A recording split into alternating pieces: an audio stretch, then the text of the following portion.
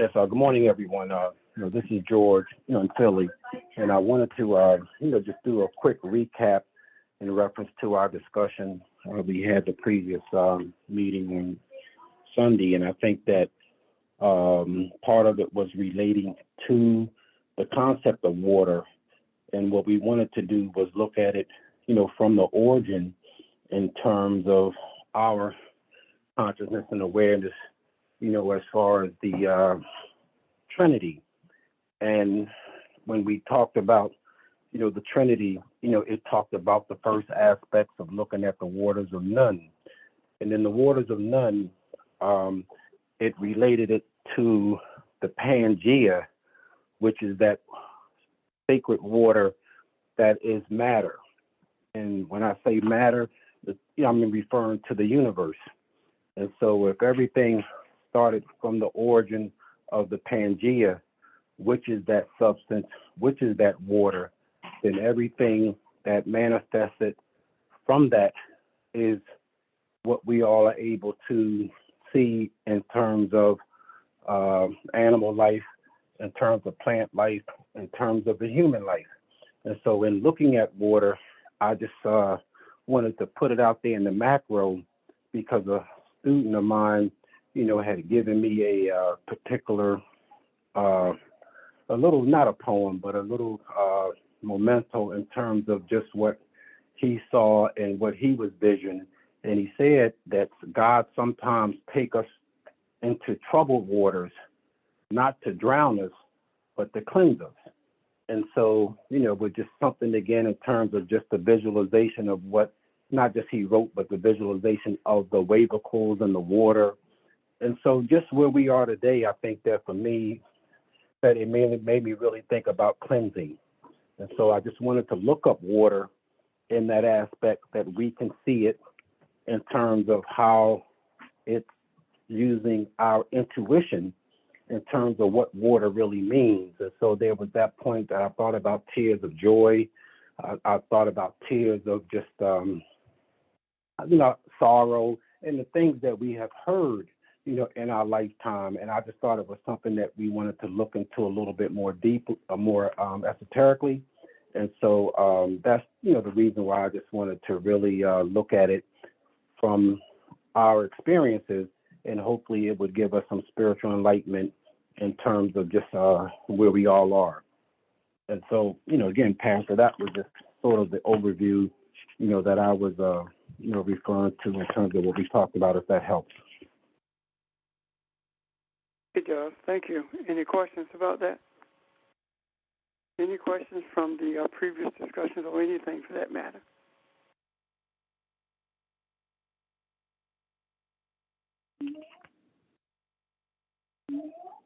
Okay.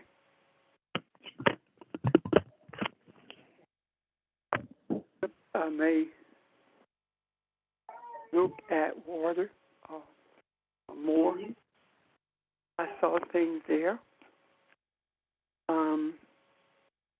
Let me begin by saying this. All the water that exists in it is sacred.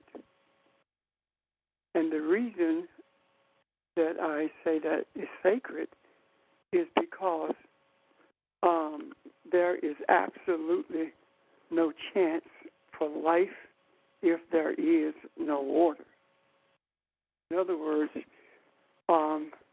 there is absolutely no chance for anything, plant, animal, human, to exist without water being present.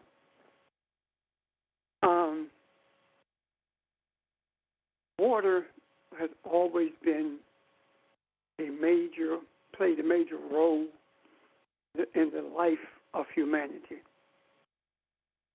We look at what water baptism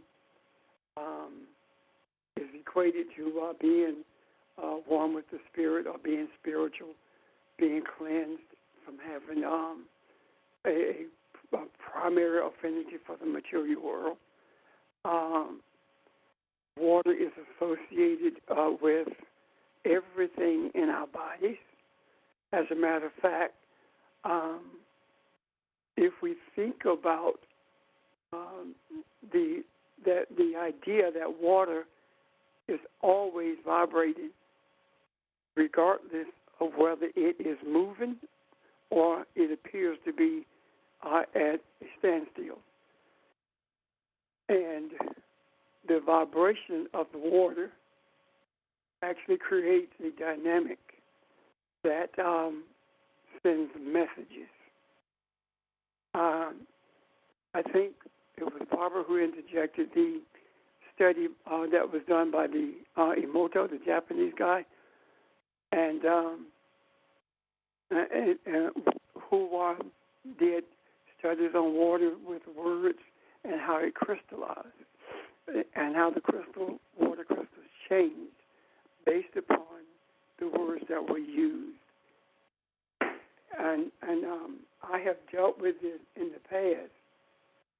However, something clicked within me when I heard that repeated, and when I at the same time I was looking at the waters of noon for an understanding of them, and what I found in the waters of noon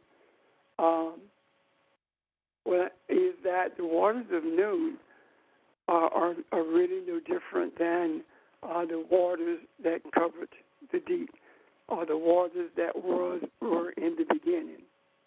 The idea of noon, the waters of noon, speaks to the source of life itself, because the waters of noon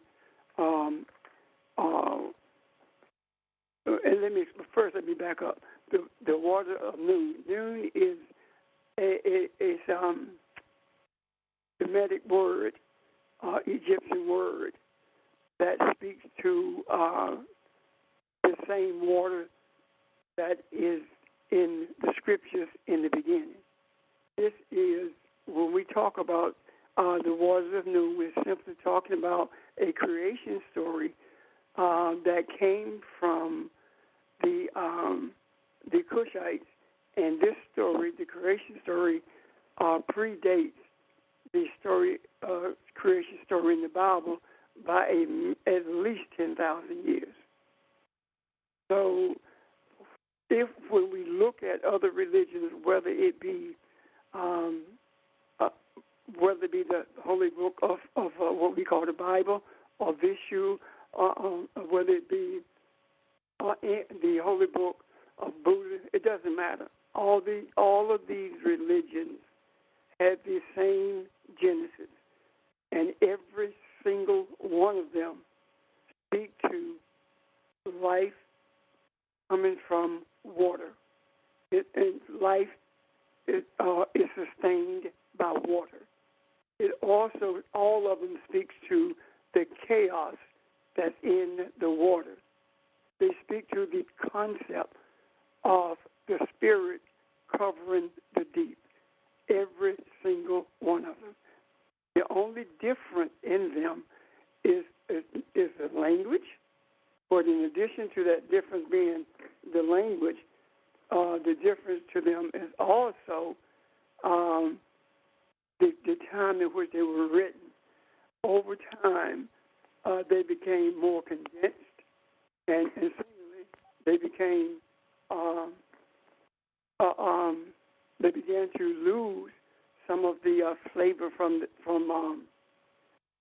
the earlier writings. For example, the Egyptian creation story, or the Cushite creation story, when it speaks about the waters, for me, the waters of noon, or the waters that covered the deep. I'm sorry, the waters in the beginning.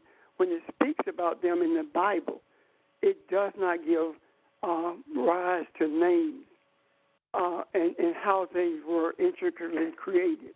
However, the Cushite story does. The Bible talks about the Spirit that covered the deep. It talks about the chaos beneath the Spirit. It talks about how light was called out of the darkness. Well, when we look at that aspect of the Cushite writings in relationship to creation, what we see is a more intricate, detailed explanation, because it talks about how a tomb was created, which simply means atoms.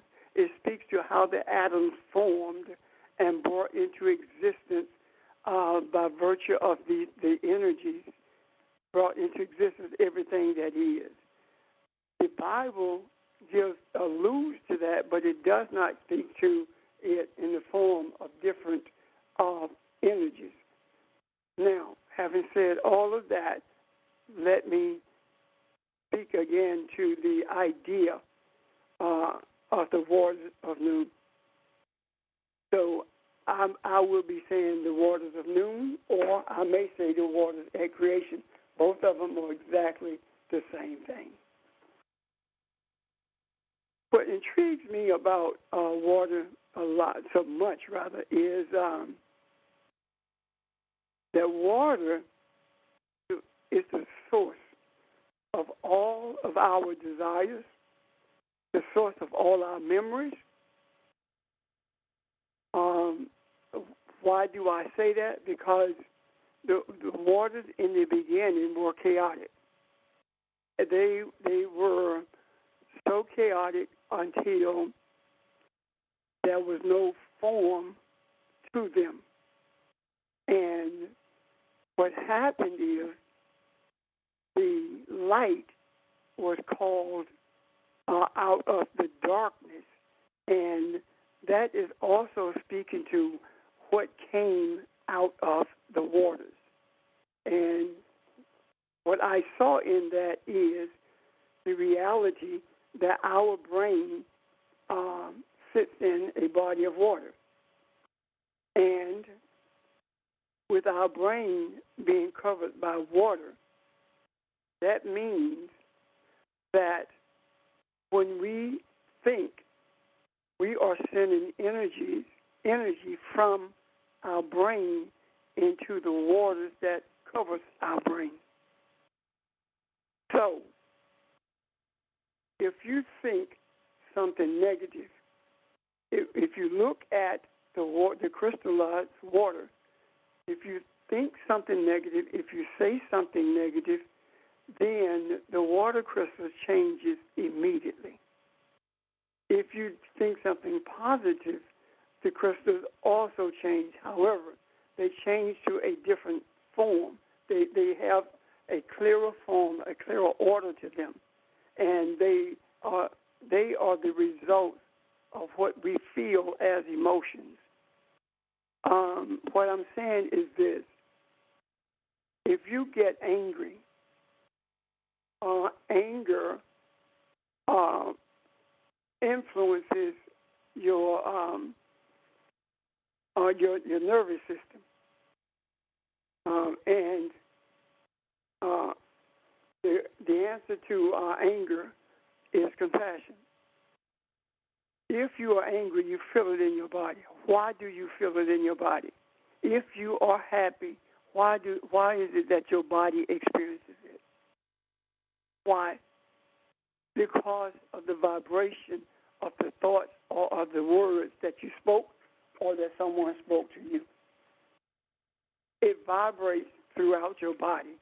And the reason it vibrates throughout your body is because your whole body is overwhelmingly created with water.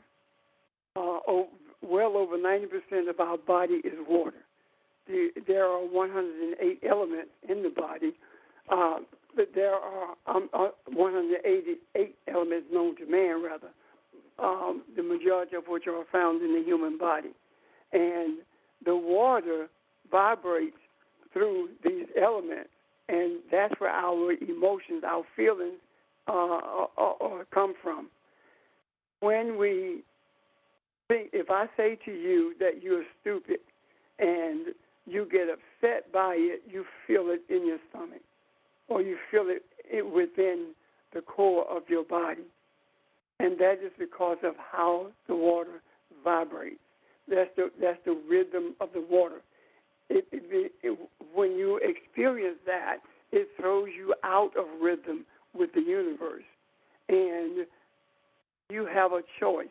You can remain upset about it and stay out of rhythm. You can get angry and stay out of rhythm, or you can embrace the peace that's afforded you. You can embrace forgiveness. You can embrace love and kindness, and all of those feelings change. Why do they change? Because when you embrace those attributes of the kingdom, it brings you back into rhythm with the universe itself. And so when we are talking about speak of the idea of water, we are speaking about the beginning of all life, which means that we always live in the beginning. And what I mean by that is this. In the beginning, we were created not only from but with water. And we have been water since the beginning. Therefore, this keeps us at beginning all the time. And because we are at the place of beginning all of the time, it gives us the ability to be creators. From the beginning of every single religion, what I have learned is that the purpose for understanding nature itself, the purpose for understanding how we are wonderfully and fearfully made, was for us to embrace the reality that we are Elohim, we are the divine entities in this earth realm, and we are being divine entities in this earth realm. The divinity of our essence is in the waters of our existence. The physical essence of the spiritual the spiritual energy is magnified or is found in our in the waters that we are created with. Am I making sense? Or are there questions about this? Is this clear?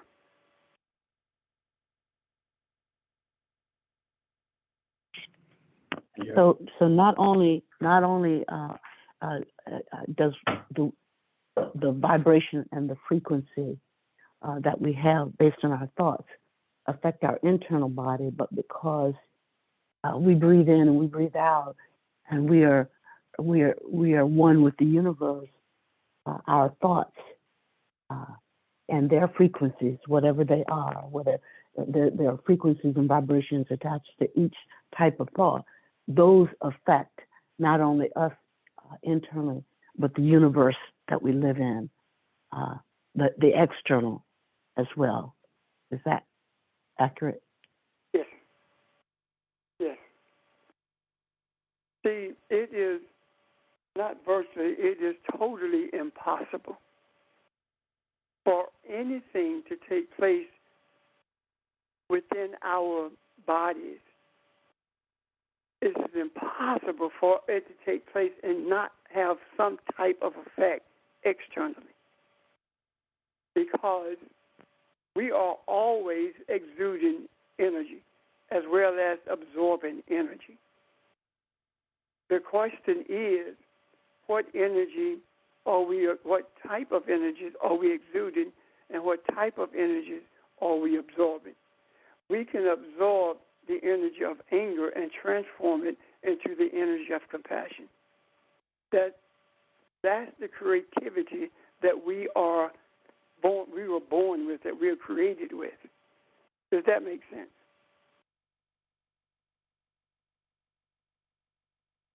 So, Yes. Okay. So when we talk about the waters of creation, or the waters of noon, or the waters of beginning, we are simply talking about the origin of life itself. And the story, as I said, is more than 10,000 years older than the Bible that we read. or the creation story that's in the Bible. So, let me ask this. Are there any questions before I move forward?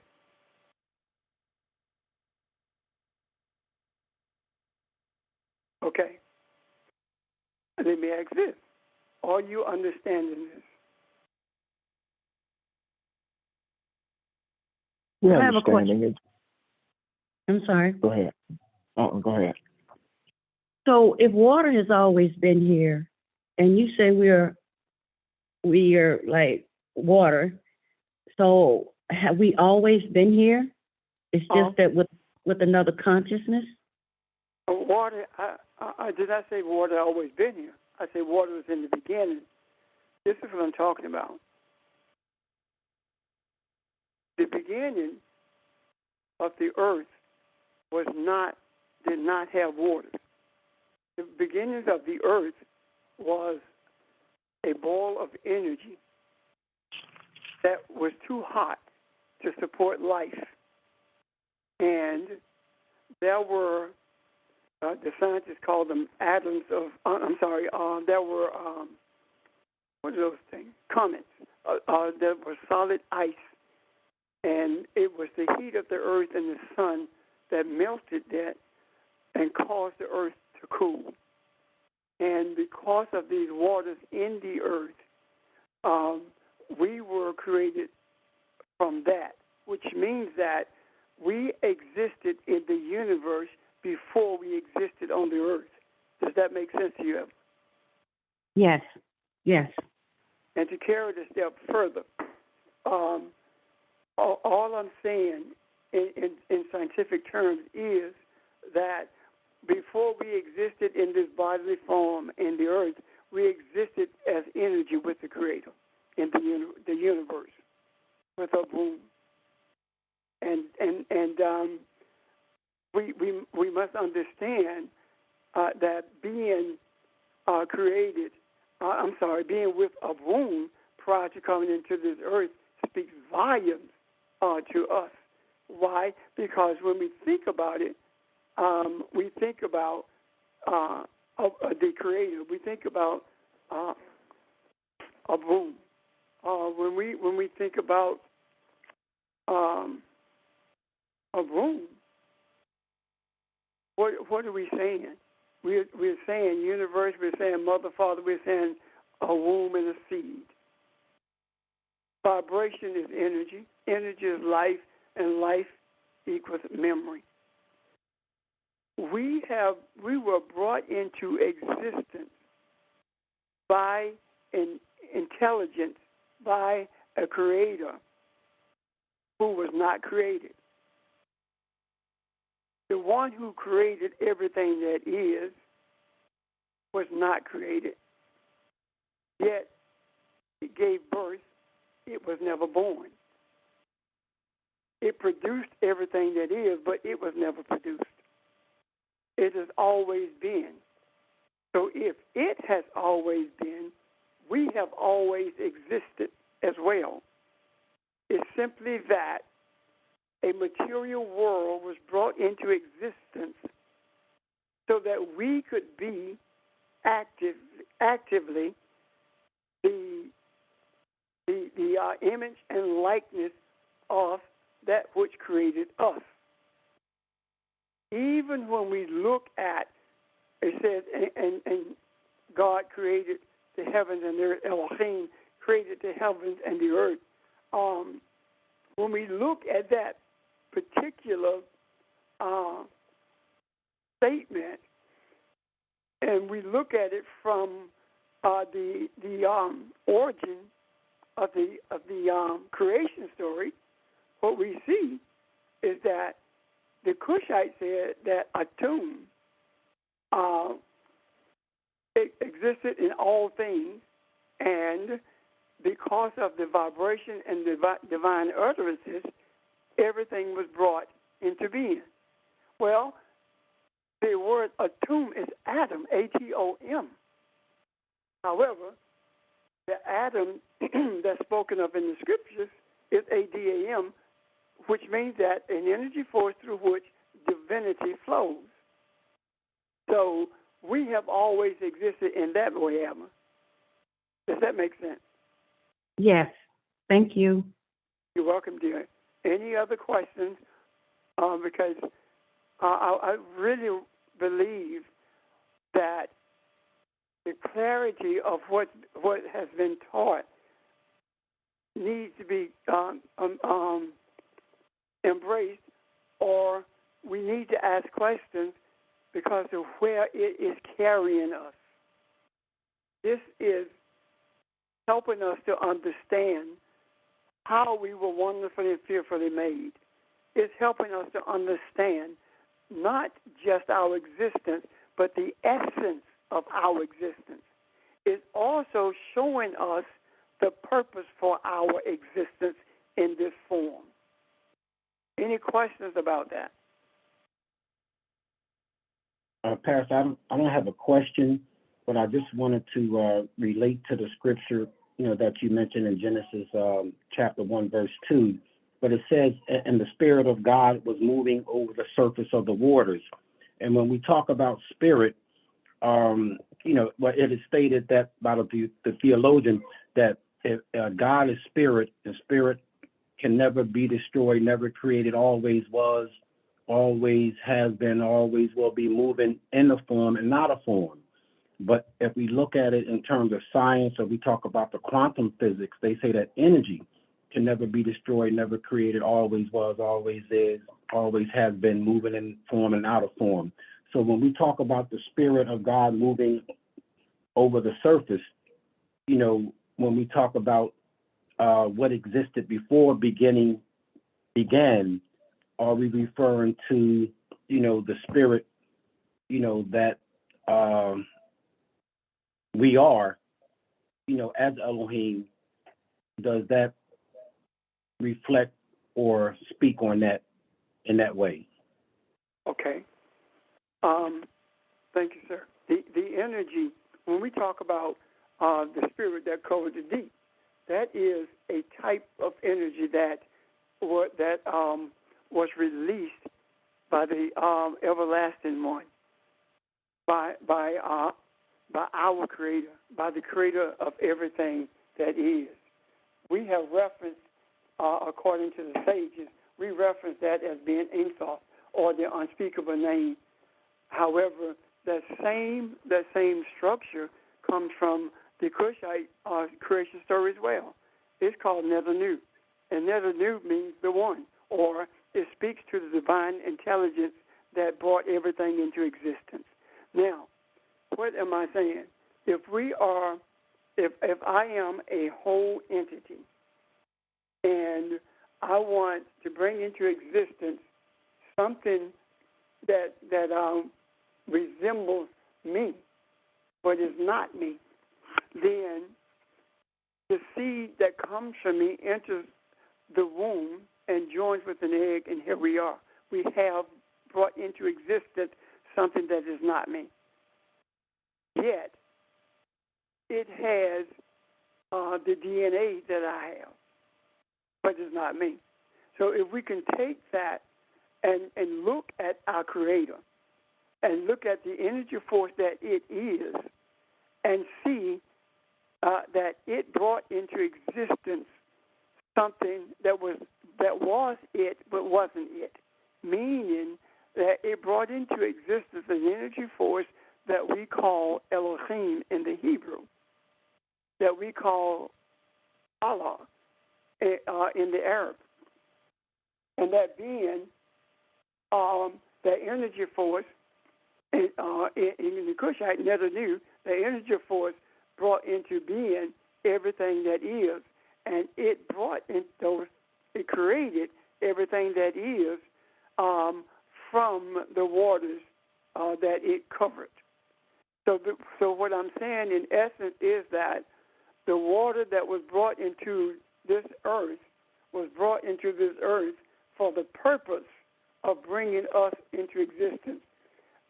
There is never, ever has anyone any religion in its origin spoke of us being accidentally created.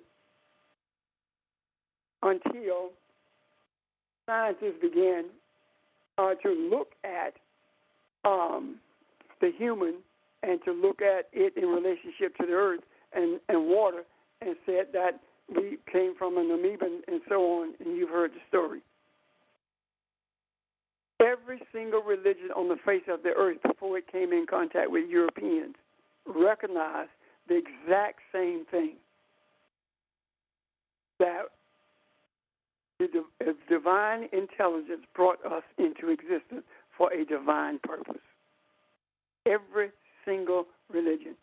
And maybe at some point we'll talk about that, because whether you're talking about Hinduism or Buddhism, every one of them came from the same source. And the source of every one of them, the source of every one of them, the origin of every one of them speaks to the same type of existence that we are talking about, the same type of creation that we are talking about. And the highest reverence was paid to the female. And the reason is because there was a recognition that to kill a female adult or girl is to interfere with, if not stop, the circle of life. And the respect for femininity is the respect for life itself. If you don't have respect for a female, you don't respect life. And in looking at that, what we will find is that Buddhism that is taught now is totally different than the Buddhism at the beginning of Buddha. When we look at even yoga, yoga is different than what it was in the time during the time of the second Buddha. Yogi is what it was in the beginning, and yogi meant to connect with the energy force of life, to connect with nature itself.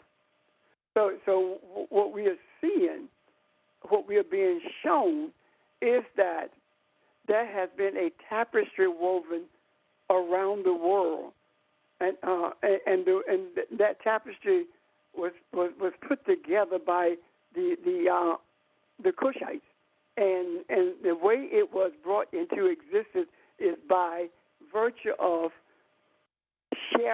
having a shared teaching of not only the creation story, but the purpose for our being here. Does that make sense to you guys? Yes. It does. If it's not clear and you don't know what question to ask, just say it's not clear. Somebody was about to say something. Hello? Hey, it's Ron. You said a lot, and I'm trying to absorb it all and understand it. I y'all want to tie something into what you just said to George, and this is too, making sure I understand this, because a couple things I've noticed in Genesis that I think are being answered now that I've never known the answer to, and one is the creation story in the first probably 10 verses or so spend a lot of time talking about the water and separating the water. And I want to talk about separating the waters in just a second. But the other thing that has always been noticeable to me is at verse 1 says, in the beginning God created the heavens and earth. The earth, verse 2 said, earth was formless and void. And this kind of precludes what George just asked. What I think I hear you saying, and what this says to me, is the earth was nothing but energy. And so it answers the question, because it seems my question had been, why was there not created water? Water was already in the earth. So earth was water. Earth was nothing but energy, and that's why it was formless and void. because there was nobody there to grasp that concept of energy and to do what it was created to do, to use it in the manner it was created to be used. And the separating of that energy, I suppose, would be that which is confusion, or that energy that is unused versus that energy that was already enlightenment, and just trying to see that. Then, so when you say that water is all of our desires and water is all memory, what you are saying, I suppose, is it is that energy is the source of what ties everything together.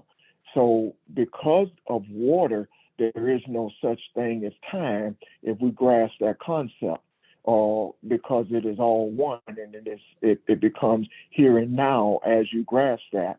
And that control or that understanding then is what helps us influence all that is, including sicknesses and diseases and darkness in the earth and the thing that we call evil. Because if you can have a thought that is negative and immediately change it, that it has to do with the formless and the void that's in the earth. It just I guess I'm listening and I see endless possibilities and just by understanding this. Am I on the right track? If I said something, I don't want to confuse anybody. Yeah, you are on the right track. See, the body response, the vibration of the water in the brain with the thoughts or with the words we receive or with the words we speak, it's a message to the rest of the body. If you are upbeat and positive, your body feels good. Look at how you feel when you're having fun versus how you feel when you hear of murders, or when you hear of those, for example, those kids in Texas who were killed, and the way that nothing is being done about it in terms of prevention. Look at how you feel. Why do you feel that way? The reason you feel that way, I have a book on water that has the pictures in it as well. When it speaks of I think Emoto has the pictures in it. And what happens is, if you look at the stress, or if you look at discontentment or agitation, you will see that the crystals in the water formation, the crystals change, and they change to a type of deformity. They are out of character for the existence of righteousness. So when you feel that, the question is, what are you going to do about it? Are you going to allow those deformed crystals, that water, to remain in that state, which means that when you get home, you go take it out on your family or somebody else on the phone. So, however, if you understand and embrace reality that I am in this earth, created to be in this earth for the purpose of bringing order to this earth, then those crystals change. And when they change, the wisdom to do what you are desiring to do for the benefit of humanity begins to be shown to you, or not so much shown to you as the memory that's in those water crystals shows you what you can do in order to reflect being the God of this earth. Does that make sense, Ron? Yes, sir. And I think that's important. You mentioned the I am portion of it. I don't know if you meant to say it that way, but that's what you did. And I don't think that's a coincidence that you said it that way. I can have a negative thought, and you just showed me how to correct that. However, the memory or the the energy of it all connects us all. So if you are a person, or I am a person who hurts very easy or feels the pain of other people, we need to know then how to transform that. So if you see somebody shot, you feel that. If you or some days you may wake up and you feel down and you don't know why. Maybe you picked up some energy or vibrations from somebody that is feeling that.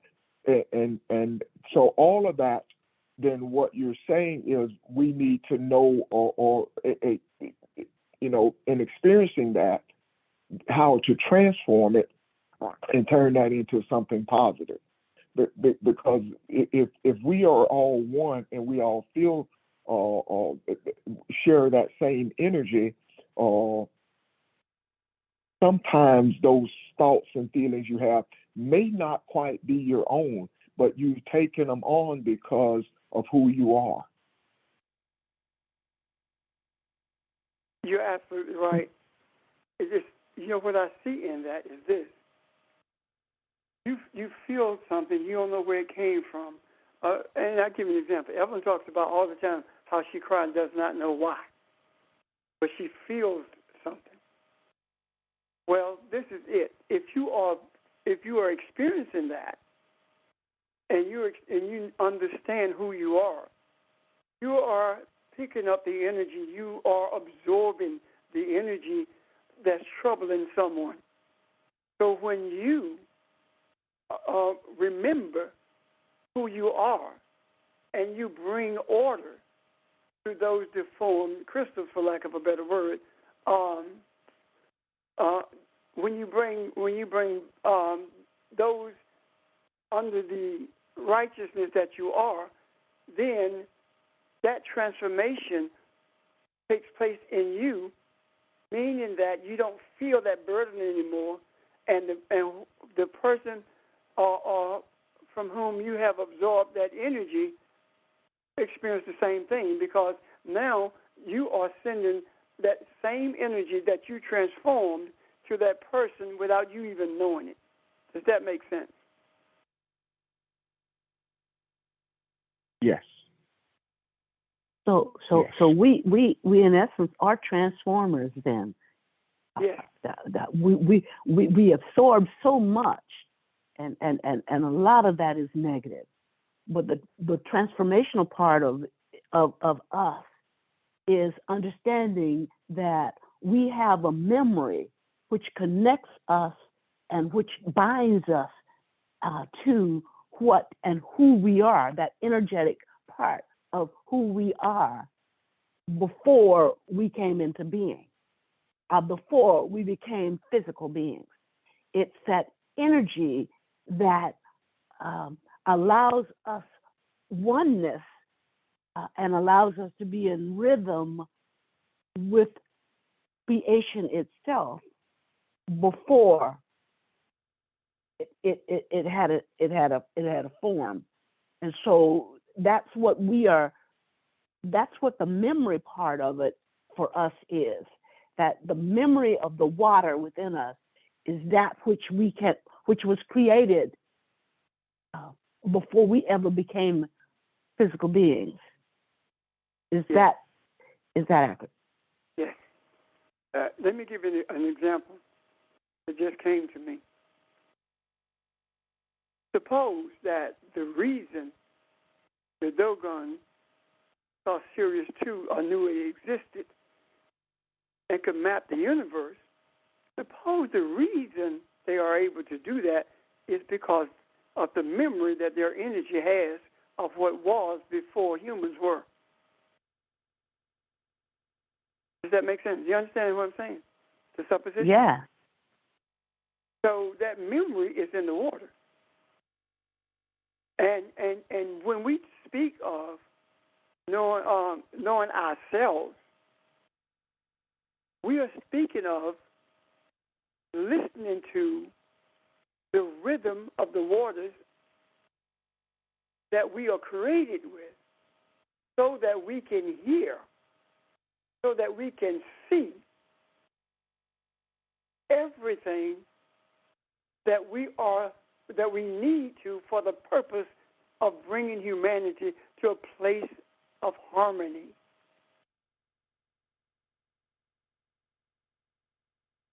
When we talk about being one with nature, George always talked about walking through nature and how he is inspired by virtue of doing that. When we talk about that, we are talking really about binding with the energy of everything that was created. Why? Because if we are created in the image, then that means that everything that was created from that energy is subject to us. And the reason we are told to dominate this earth realm, is because the energies of this earth that brought life to this earth emanates from us. Does that make sense? Yes. Now, let me show you how powerful this is. Why is it, as long as you live in a house, it's fine. But when you abandon that house, it falls apart. Why? Because the structure is subject to your energy. The structure has to be obedient to your energy. And when your energy is gone and there is no energy in existence of humans in that house, it falls apart. Now, I want to speak to a couple other things. One is chaos, and the other is ye are the light of what Jesus was saying when he said, "Ye are the light of the world." So, are there any questions? I have a bunch of questions, but I don't want to take you off your target. You've opened up so much here that I could talk about this from the perspective of Genesis all day. But let's keep it on water, and maybe we can come back to this at another time, I guess. Okay. And that's some of this other stuff. So about water. Thank you, Ron. Have you ever given any thought to the reason that we have pollution, water pollution? Water pollution is the result of a polluted mind. What am I saying? Water pollution exists because of greed and selfishness. Can you see that? We have to have the type of lifestyle that we want at any cost. It doesn't matter. Can you see that? That results in pollution. The reason we use plastic is because it's cheaper than using paper. So we want to make more money, and that type of greed results in pollution. Any questions about that or comments? So, what manifests as water pollution is indicative of the extent to which our minds are the thing that are the waters that we were made of are polluted. It's indicative of that spiritual pollution in a sense. Yes. Yes. Any questions about that or comments? Please say that one more time, Barbara. I was trying to relate, you know, the physical to the spiritual, and if the water pollution physically, the extent of the water pollution physically, because of greed, selfishness, whatever, is related to the extent of spiritual pollution that we have. It's indicative of the chaos that's in us, and it's manifested in the pollution outside, the selfishness in us, the greed in us. There's no loving kindness. There's no sharing. There's no balance. There's no harmony in us. So it's a physical indication of the extent of the spiritual drought, for lack of another word, within us. Okay, I can see that. Contaminated thoughts contaminate the passions of your heart.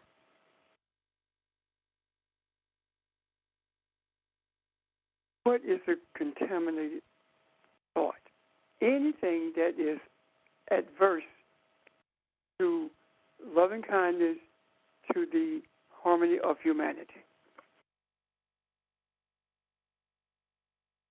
And greed is one of those. So when your thoughts are based in greed or selfishness, then your passions shift. You're passionate about making money regardless of who you have to hurt. You're passionate about making things in a cheaper manner without any regard to whether or not they are going to contaminate the earth. So contamination of everything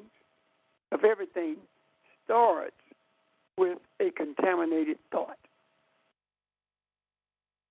Make sense? Yeah. Okay.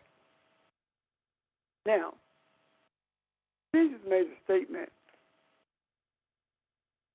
Jesus says, "You are the light of the world. A city that's set upon a hill cannot be hidden. No one lights a candle and puts it under a bushel basket."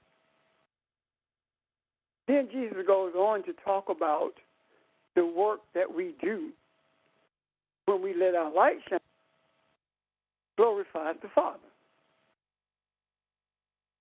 What's happening here?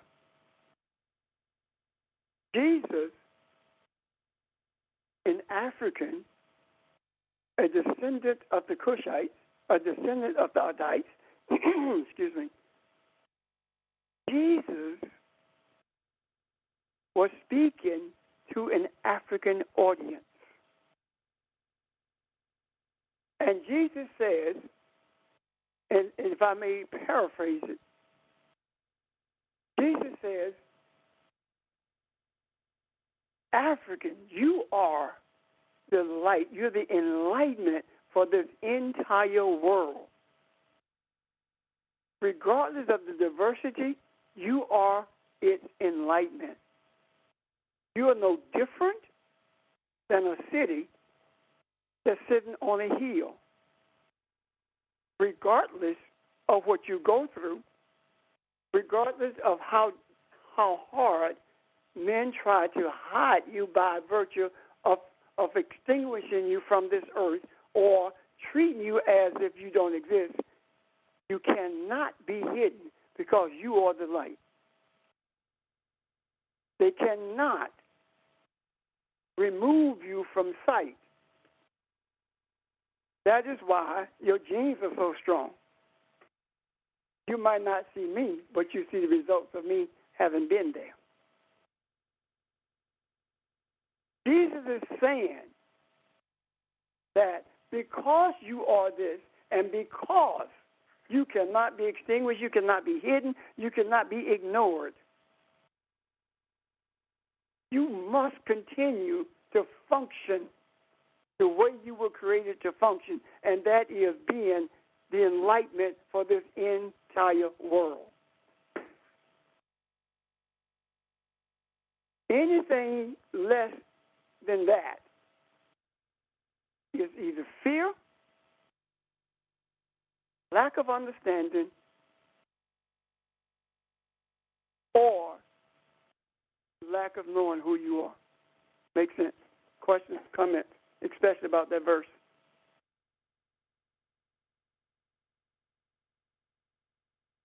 Jesus ends it by saying, the universe is pleased with the work that you do when the work that you are doing is being the light that you were created to be for the world. Does that make sense? Because I'm going someplace else in a second. Yes. And it's based upon your understanding that. Can you say that one more time then? So in conclusion, Jesus was saying. In conclusion, Jesus is saying, when you do the works that you were sent here to do, it pleases your Father. It glorifies the Father. It glorifies a womb. He's saying you do not glorify a womb unless you are doing the works that you were sent here to do. Got it? And that work That is work intricately tied into being the light yes, it's being the that we light are. for humanity. Now, if Jesus said that, right, the question becomes why? Why did he feel it necessary to say that?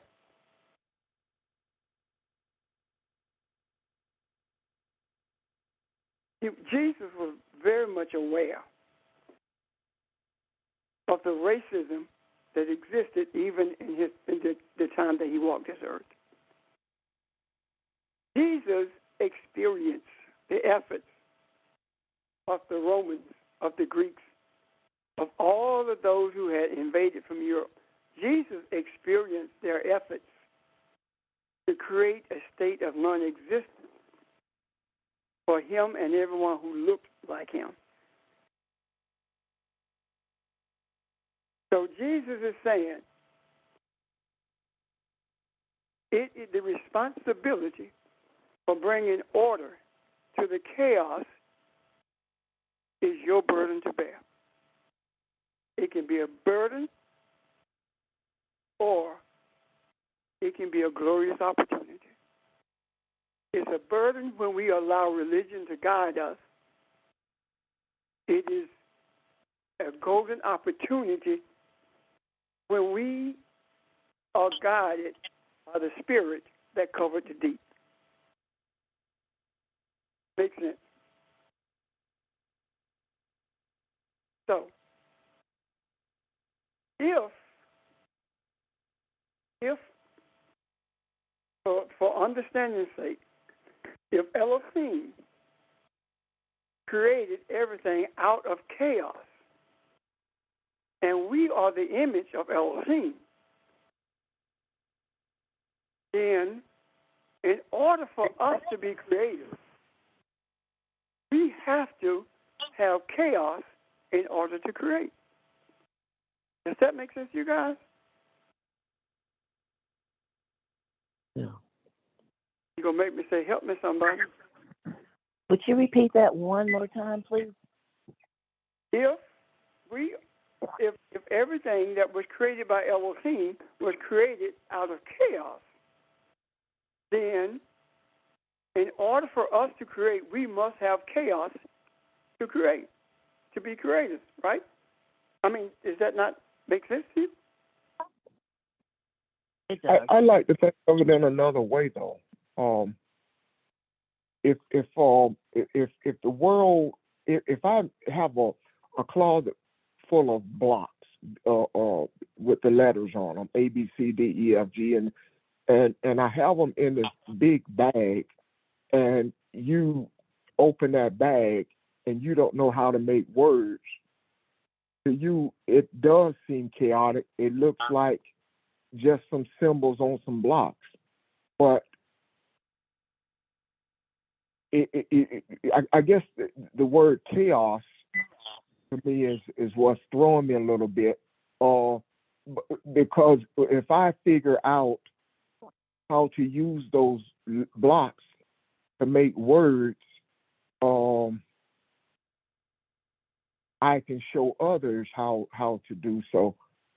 I don't know. I guess I just didn't like the word chaos.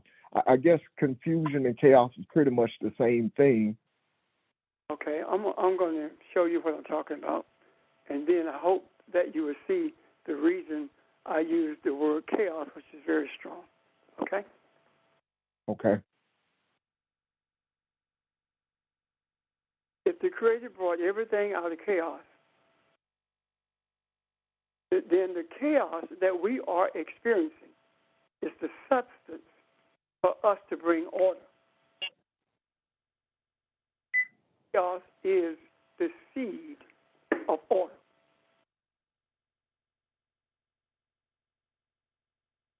If we look at the scriptures through the eyes of an Eastern person or through the eyes of Jesus, if we look at the scriptures and look at history as it relates to the scriptures, then we find our source, our substance of chaos. Everywhere, would you mute your phone, please? Unless you have a question or comment. Everywhere the European went, the European destroyed the type of submission to spirituality that was being experienced through what we are calling religions. When Europeans came in contact with Buddha, they erased the reality that the respect for Buddha did not come from Buddha. It came from the mother, the womb from which Buddha exited. And it became a male-dominated religion. When Hinduism was brought into existence by the Kushites, when Europeans came in contact with it, they made it dominant.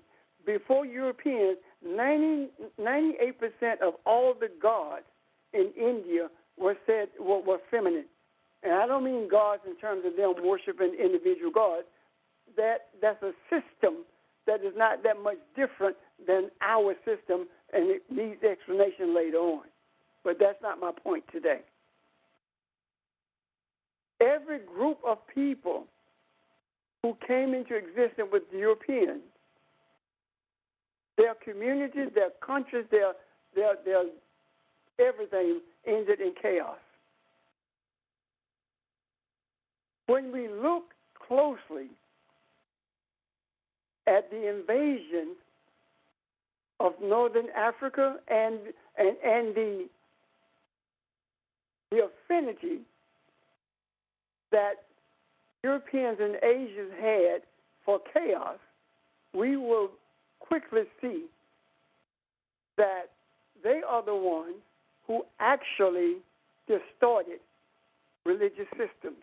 And when religious systems were distorted, they began to take control of people by force.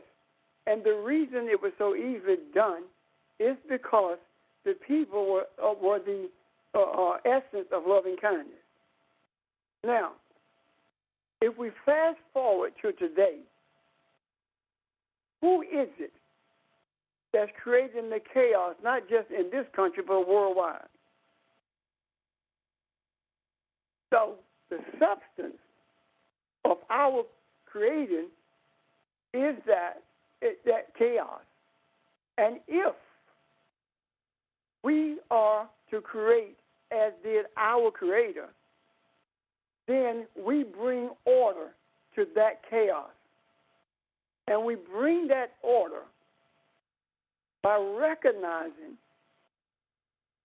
not only the genesis of the chaos, but the result of the chaos. And we begin to see the result of the chaos, and we deal with that and bring order to it.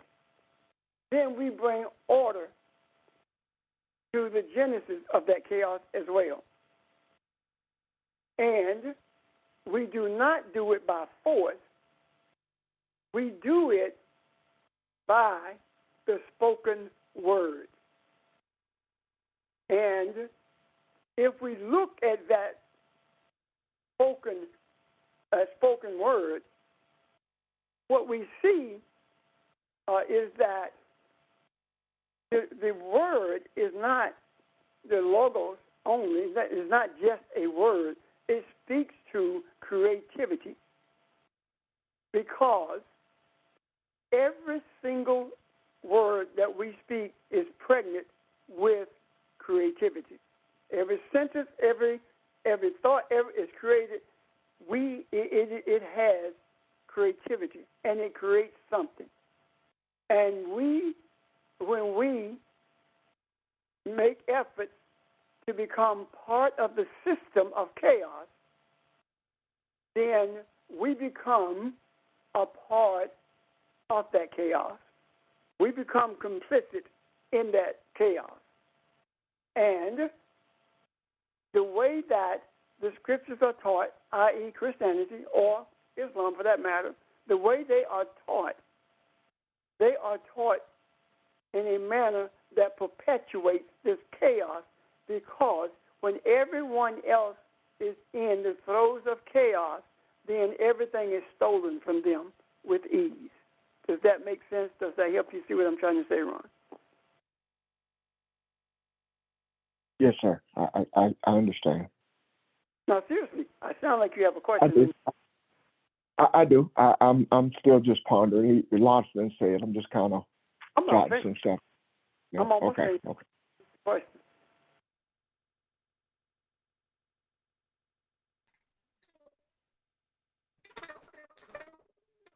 Okay. Well, I'll end by this unless there are questions. Wait, Pastor. I hear what Ron is saying about the word and our calling it chaos. So if we could look at what chaos itself is, it comes from a Greek word that means abyss, emptiness that existed before anything came into being. That it's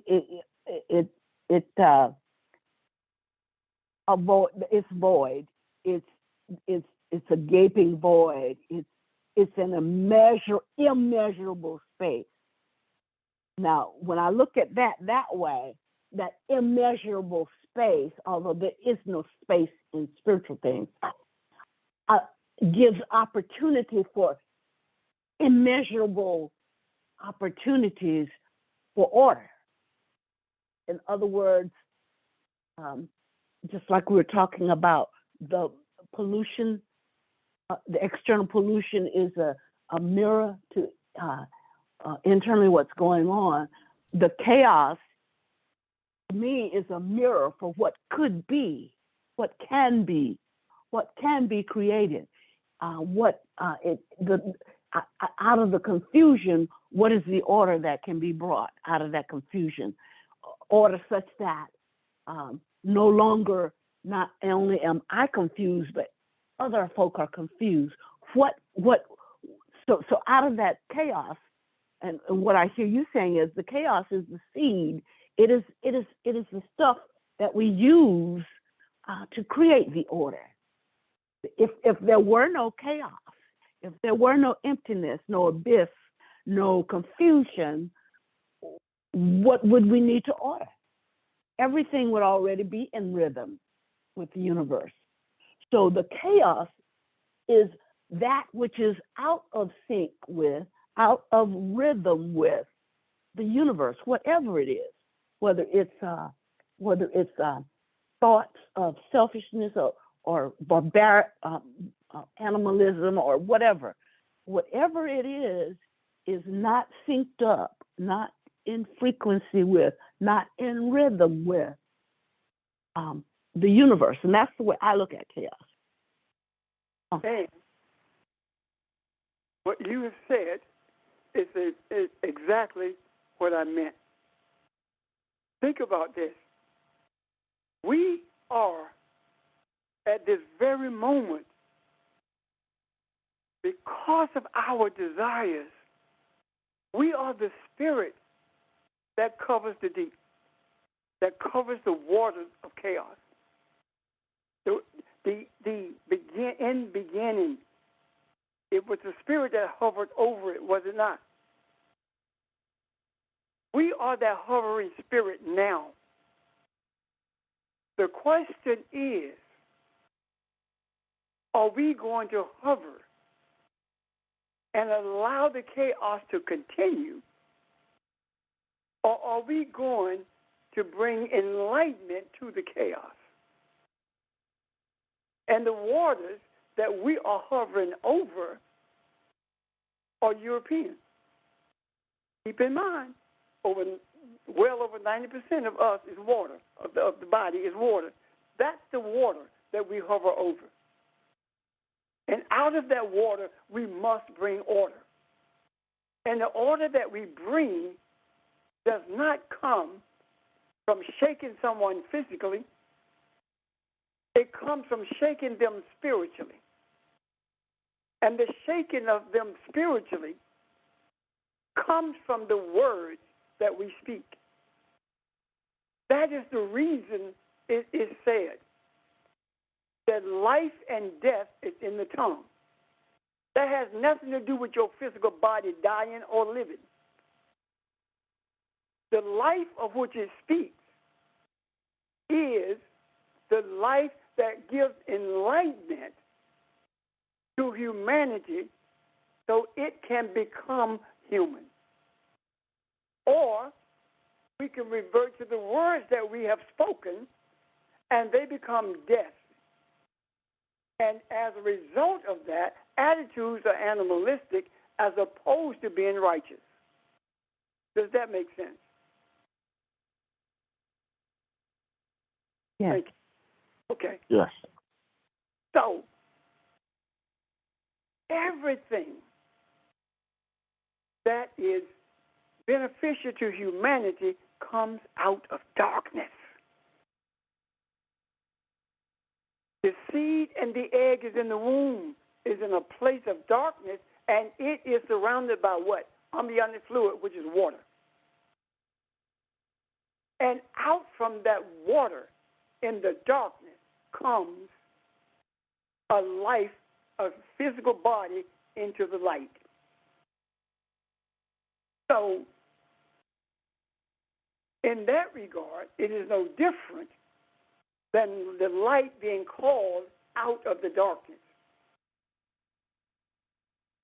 Even the plants the seeds that we put in the ground must have water. The water has to have within it minerals or be put in the ground in such a way that the minerals that's necessary for growth can be carried to the root of that seed, of that plant. So and that water that feeds that plant and makes that plant grow is in darkness. That water is in darkness. Yet it pushes that seed to the light.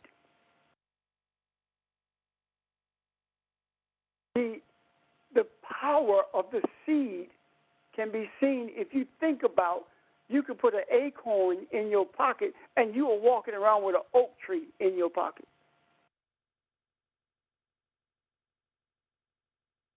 And that oak tree cannot exist or come into existence if it does not have water to give it life. Does that make sense, guys? It does. I have a question. Is the darkness melanin? Yes. And that's a lesson for a different day, but yes, ma'am. And I'll explain that later. Okay. Thank you. Food for thought. The black holes are melanin also. And when light goes into a black hole, it cannot exit it. And that enlightenment that we have cannot exit unless we allow it to. That makes sense? Sure it does. Any questions? I have a question, but I don't know how to form this question. So I'm going to kind of talk it through, and I need you to help me. As you were saying, chaos is what gives us an opportunity to create. And we've always believed and we always know that we are never not creating. We are always creators. So when we're looking at globally everything that we see going on in the world, and where we are to come from a place of balance to create, I guess what I'm trying to understand, I understand collectively who we are and what we do. I understand as an individual, when I feel like I'm in a place of balance, we are never talking about just my individual, my little corner of the world that I call my life. Are we always looking at this as a global thing where as long as there's any unrest in the world, even when I feel like I'm in a place of balance and I'm in a place of peace, or even when we talked earlier about feeling the burden for someone else, I know we always are going to feel the burden for someone else, but I guess I'm trying to understand, am I creating even from a place when I am at a place of balance? Am I not still creating? Because if we're saying it's chaos that causes us to create, do you understand what I'm trying to ask? I mean, is that making sense? Or are you understanding what I'm saying? When I'm at a place of balance, I'm creating from a place of balance. But I am, what if, I don't want to say this. When I am feeling that there is no, and we don't or ever really feel like this, I guess. But if I say, for example, everything is in balance with me right now, what am I creating from then?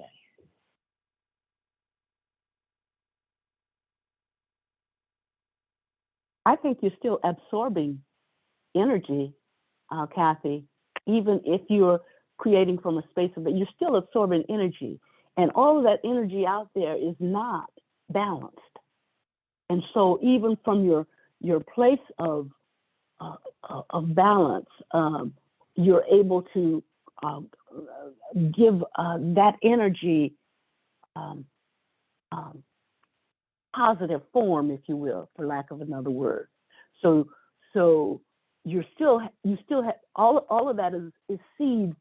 We always talk about seed for thought. All of those seeds of thought are still coming at you, and because of the nature of who you are, because you're a melanated person, you absorb so much, regardless of whether those people are balanced or not. You're still going to absorb it. And so that's the opportunity for continual creation right there. That's one way to see it. And I understand that. That's exactly what I was thinking, because based on what we're saying this morning, and I don't want to say we're never at a place of not being balanced, but we're never at a place of not absorbing something that needs to be balanced.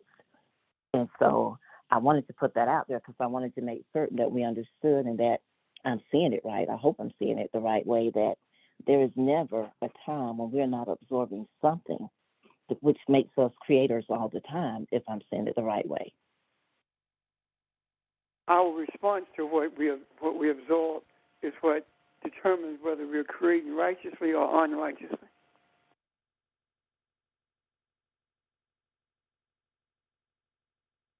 Say that one more time, please. Our response to what we absorb it determines what we create. How we approach it determines how we create. For example, if you are angry with somebody and they did you a disservice, and you are seeking to carry them to the courts, which you have every right to do, And when you sit down with that, you hear this voice say, don't do it. Vengeance is mine.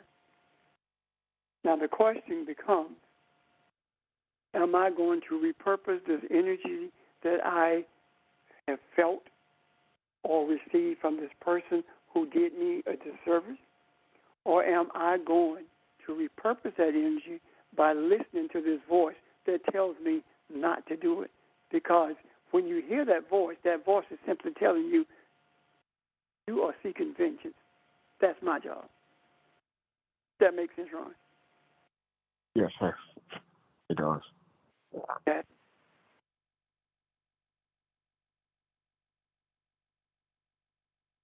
Does that make sense?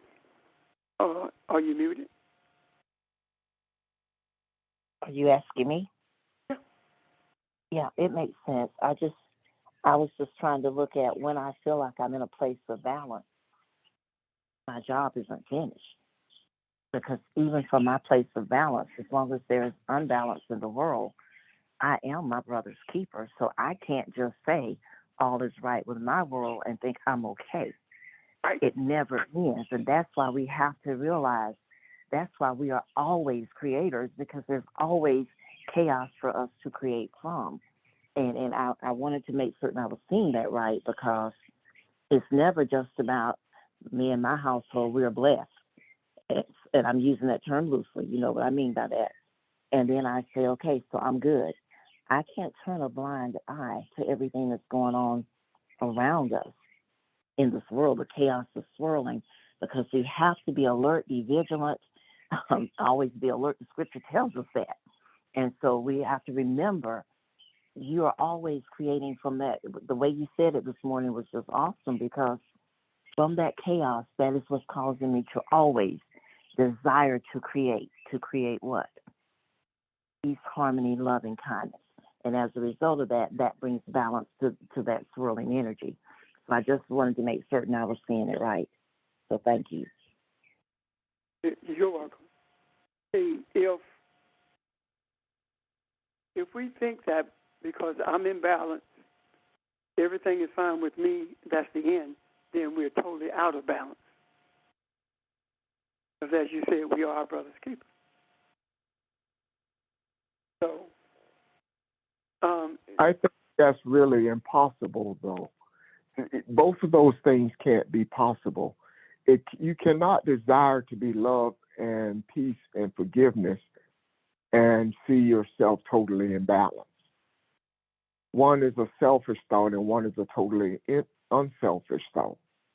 So if you still desire to be the love and the peace, and you understand what we talked about earlier, what you talked about earlier when you expounded on the dimensions of water and what that means from a spiritual perspective, you know that you can never be alone in your thoughts and what you feel, and those things will always be tied to something and someone and something that someone else is always going through. So if you reach that point, the you or the me, the Ron, that feels sometimes I am in balance, I'm at another starting point, or I'm energized to take on the next mission or to see the next thing, or to go a step further, however you want to look at it. But it is a launching point. It is a place to start. It is a place to begin at the beginning to see clearly, but it is not a place of contentment, not if my desires have not changed. you're right, Ron. It's not a place of contentment. It's funny we were talking about that at this stage of our discussion, because if we go back to the origin of desires to understand who we are and to maintain harmony in the earth, we will find that one of the earliest Kushite sayings in regards to that was the reason for being one with nature is so humanity can be balanced, which says that we are not balanced until the whole until humanity is balanced. And I'm not talking about every individual person. I'm talking about until the dominant attitude of humanity is balanced. That makes sense. Yes. So, Pastor, it does make sense. So I used the word vigilant a moment ago in the scripture about be vigilant, for the adversary goes about as a roaring lion seeking whom he may devour. How does that tie into what we're saying now and what we're understanding about the water and understanding about chaos and who we are? If the word Satan causes water crystals to be in a weird state of deformity and even a darkened state. And it's not because there is a devil existing or this image, this thing of Satan. When it says be vigilant, it's guarding your thoughts. Because adversity is always there, always present. Adversity is always in your face, whether you see it or not.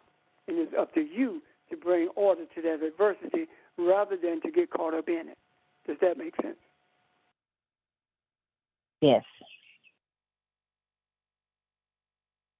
Any other questions or comments?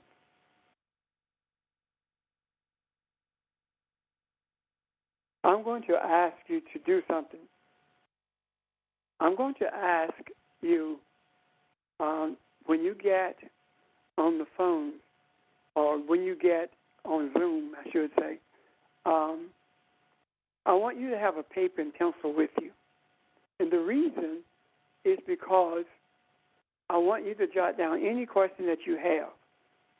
And if it's answered, before you get an opportunity to raise that question, just draw a line through it. And if another question, write it. Why? Because right now, we are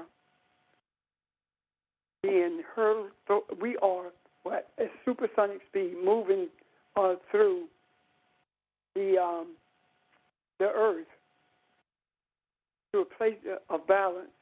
And the speed with which we are traveling, sometimes it is more difficult for the mind to embrace what's being said, and you have a question, and in a moment, it's gone. So I want you to be able to, write your question down or a keyword to help you to remember the question, so you can raise it, because every question is important, and every question brings light to everyone else, including the person who raised the question. So the questions that are raised are not questions that brings answers to you. The comments that you make are not simply what you see in a different way or an extended way. The comments and the questions are for everyone's understanding. Please, please remember that and acquiesce to it. Thank you. Any other questions or comments? Yes. Hi, good morning. This is Mary. Let me see how I want to say it. I think I understand what we're talking about, but it also, to me, sounds like a heavy responsibility. And how do you get the energy out of it? Well, it's almost like, okay, it's a lot of weight. It's a lot on me. And it's not just, well, help me, because I'm thinking, it's a lot. This is heavy duty stuff. How do I, that's about it. It's just a lot. And I'm getting it, I understand it, I know I'm my brother's keeper, I know, I hear the balance thing, I hear all of that, but it's still a lot, even when I think all is well in my little circle or around my radius, all is well. I cannot just drop the ball because there's still others hurting. So that's all. Just, you understand, I'm just saying it's heavy.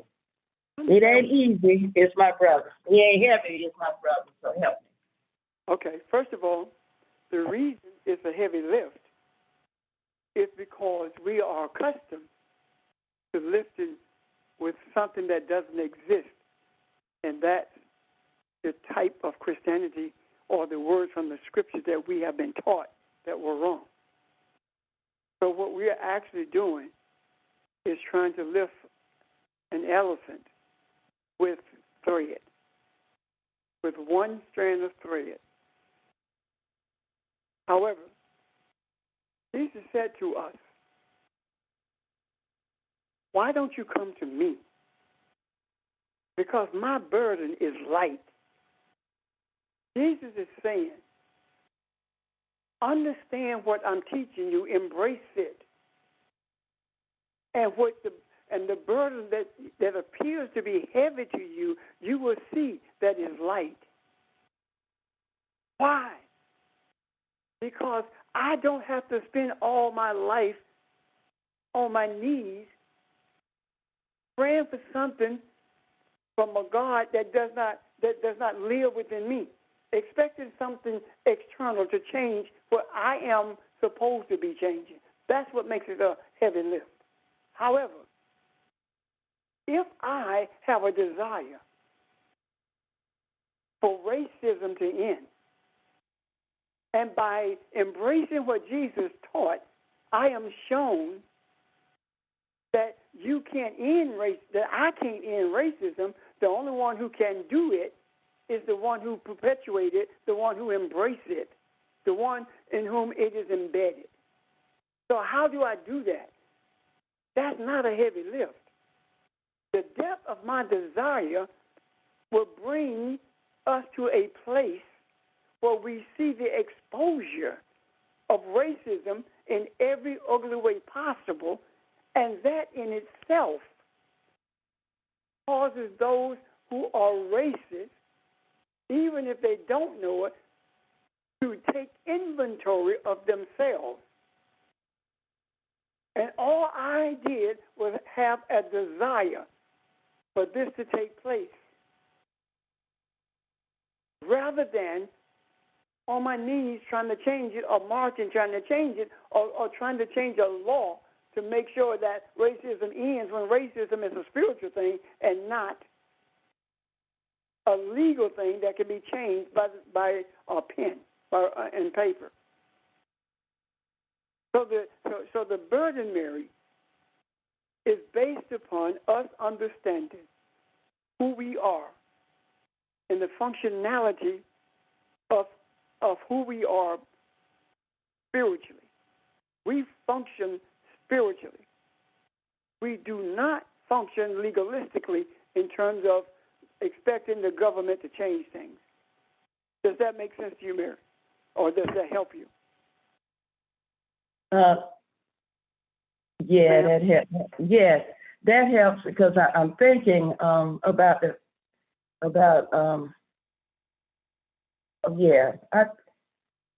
is in a way. I guess it's just some more thinking. When the heavy lifting and teaching about being taught to fast and pray and do all this and lay before God and all of that. When all we have to do is just take it on and go deep within. Well, it is an example of, and I'm asking, is this one of the examples? We were on the plane the other day, and the pilot said it's going to be turbulent, and he told the flight attendants to don't serve, just sit still, strap in. And the only thing that came to my mind is peace. Peace throughout the whole flight. Peace. And I wasn't the only one on the plane, of course, but that's what came to mind. I was still, and I understood peace. That's all I want, peace. And whatever happens, peace. So is that an example of how we can go about, that I can go about doing what I need to do for the betterment of humanity, other than just, begging God outside of myself to help us? Is that an example of what I need to do? That's one of them, yes. That's one where Jesus said, fast and pray. Take your focus off yourself and meditate.